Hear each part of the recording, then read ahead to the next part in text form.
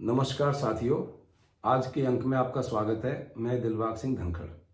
आज हम चर्चा करेंगे जो अपना दिल्ली का भी बजट पास हुआ है, उसमें एक प्रावधान दिया गया है कि हमारी वित्त मंत्री द्वारा कि हर महिला को हर महीना 1,000 रुपये का वो एक राशि का भुगतान करेंगी।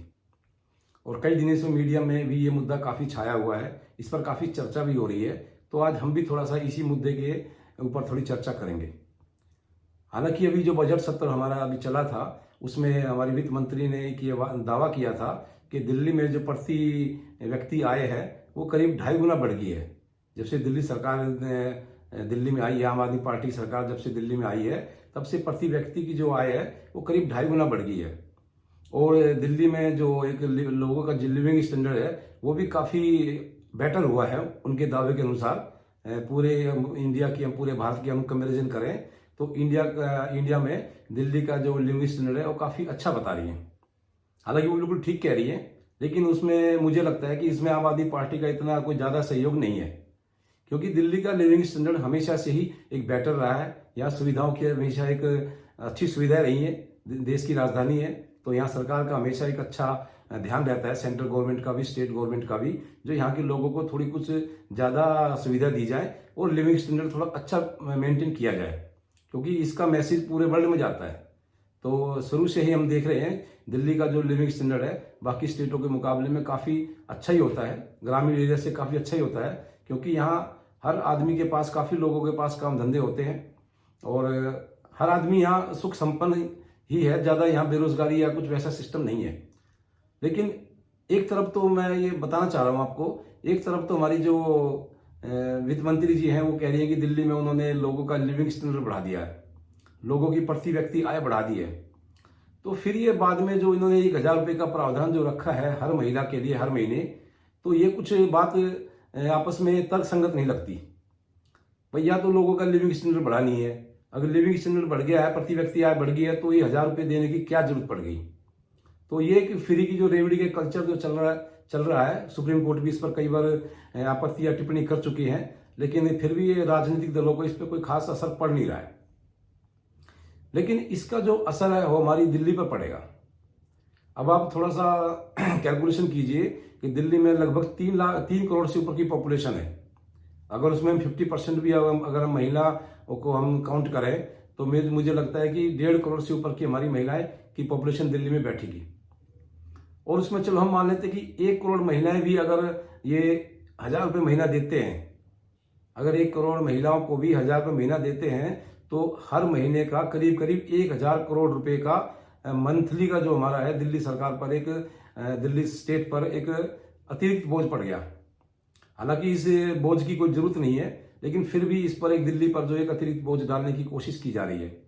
अब आप थोड़ा सा इसका हिसाब लगाइए कि हर महीने अगर 1,000 करोड़ रुपए का खर्चा दिल्ली पर पड़ रहा है तो एक साल का कितना हो गया, 12,000 करोड़। और हमारे टोटल दिल्ली का बजट कितना है, 76,000 करोड़। तो लगभग यानी कि अब कितना परसेंट, करीब ये 20% से थोड़ा सा कम हमारा जो है कि ये बजट हमारा इस स्कीम में चला जाएगा। हालांकि इससे हमारी दिल्ली को या कोई खास बेनिफिट नहीं होगा, क्योंकि अभी आपने देखा होगा कि जो मेट्रो का जो प्रोजेक्ट है उसमें आम आदमी पार्टी ने पैसा देने से मना कर दिया था। जब बाद में सुप्रीम कोर्ट ने उस पर प्रेशर डाला और उनको बोला भाई आप पैसा दो, फटाफट रिलीज करो, अदरवाइज आपके जो बाकी फंड में से हम पैसा काट के डायरेक्ट ट्रांसफर कर देंगे। तब दिल्ली सरकार ने बड़ी हबड़ा तबड़ी में मेट्रो के लिए फंड रिलीज किया। जो हमारे 4th फेज की मेट्रो है, ये काफी लेट होने का कारण भी दिल्ली सरकार की तरफ से पैसा ना देने का एक कारण रहा है।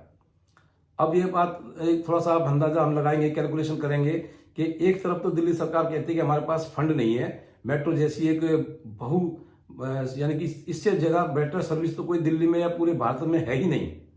इतनी अच्छी एक सर्विस के लिए दिल्ली सरकार के पास पैसा नहीं होता है, लेकिन ये 1,000 करोड़ रुपए हर महीने दिल्ली की महिलाओं पे जो एक खर्च करने की इन्होंने कोशिश कर रहे हैं, तो ये कितना न्याय संगत, कितना तर्क संगत है।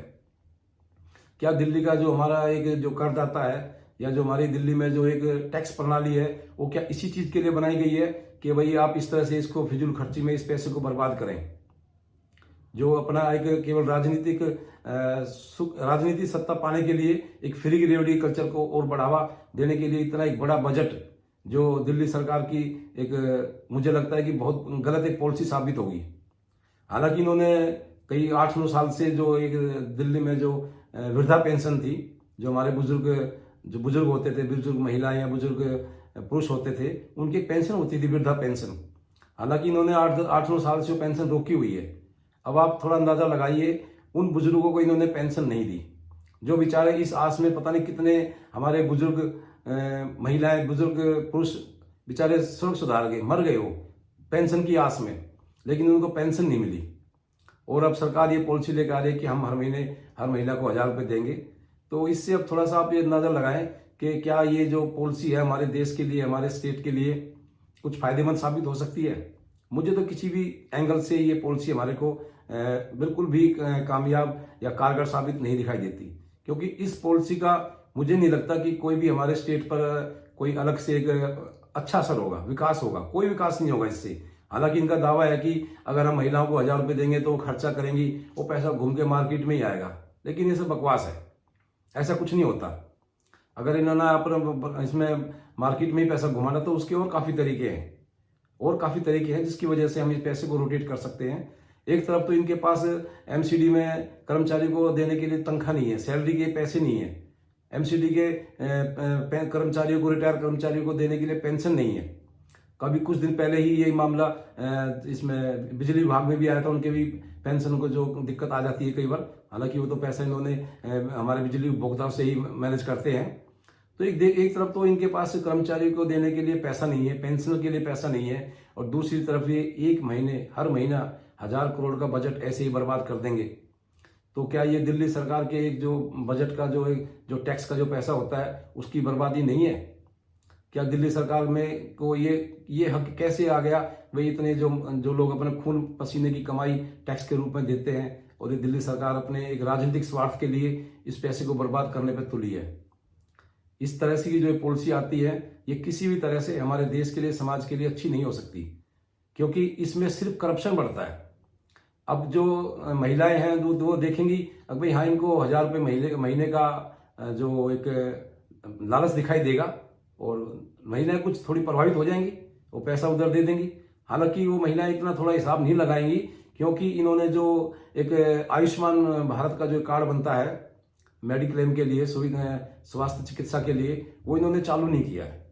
अगर वो कार्ड चालू हो जाए तो ये जो 1000 रुपये महीना दे रहे हैं उससे कई लाख गुना अच्छा है। वो उसमें 5 लाख रुपए तक का एक आदमी को एक प्राइवेट हॉस्पिटल में इलाज मिल सकता है। लेकिन इस तरह की स्कीम ना दे करके ये 1000 रुपये महीने का जो कैश देने की जो एक वोटर्स को खरीदने की कोशिश की जा रही है, ये बिल्कुल न्याय संगत नहीं है। और मैं तो कहता हूँ इस पर सुप्रीम कोर्ट को तुरंत कोई संज्ञान लेना चाहिए, और इस तरह की जो स्कीमें आती है वो समाज के लिए बिल्कुल भी हितकारी नहीं है। इससे टैक्स पेयर में एक निराशा होती है।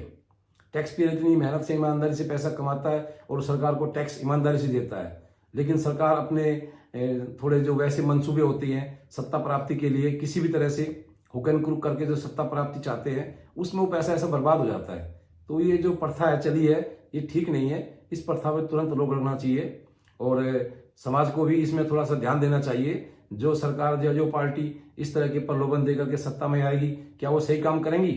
बिल्कुल नहीं करेंगी। हालांकि अभी आम आदमी पार्टी के तो कई खुलासे दिन पर दिन निकलते जा रहे हैं। डेली का एक नया खुलासा निकल रहा है, उसकी तो एक बहुत लंबी फेयर लिस्ट है, उस पर तो हम पहले भी कई बार चर्चा कर चुके हैं। आज केवल जो हमारा मुद्दा था यही था कि 1000 रुपये के हिसाब से जो हर महीने 1000 करोड़ रुपए का जो दिल्ली पर जो एक व्यर्थ का जो बोझ डाला जाएगा, ये किसी भी तरह से ठीक नहीं है। इसको सरकार को तुरंत रोकना चाहिए। इससे आम वोटर्स में, आम पब्लिक में एक गलत मैसेज आता है, जो कि किसी भी तरह से ठीक नहीं है। और आज के अंक में इतना ही। आपका बहुत बहुत धन्यवाद।